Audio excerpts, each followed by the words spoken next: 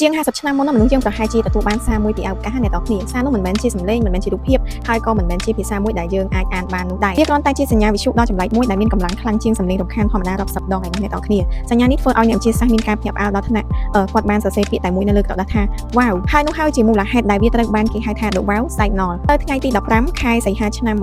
1977 Telescope វិទ្យុ Big Ear ក្នុងរដ្ឋ Ohio សហរដ្ឋអាមេរិកកំពុង scan មេឃដើម្បីស្វែងរកសញ្ញាពីអរិយធម៌ក្រៅភពរំពេចនោះវាបានចាប់សញ្ញាវិទ្យុដ៏ខ្លាំងមួយសញ្ញានេះមានរយៈពេលប្រហែល72វិនាទីអ្នកនរគ្នាវាមានប្រេកង់ប្រហាក់ប្រហែល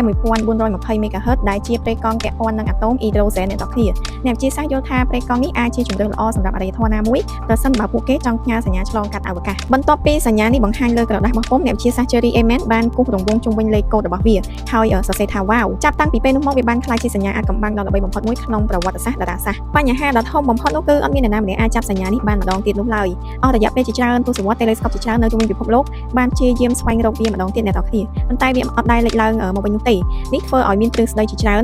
អ្នកខ្លះជឿថាវាអាចមកពីសារអរិយធម៌ក្រៅភពដែលត្រូវបានផ្ញើមកដោយចៃដន្យអ្នកខ្លះទៀតនិយាយថាវាអាចបានមកពីបាតុភូតធម្មជាតិមួយដែលយើងមិនទាន់យល់ច្បាស់នោះឡើយក្នុងរយៈពេលជាច្រើនឆ្នាំអ្នកវិទ្យាសាស្ត្របានលើកឡើងនៅការពន្យល់ជាច្រើន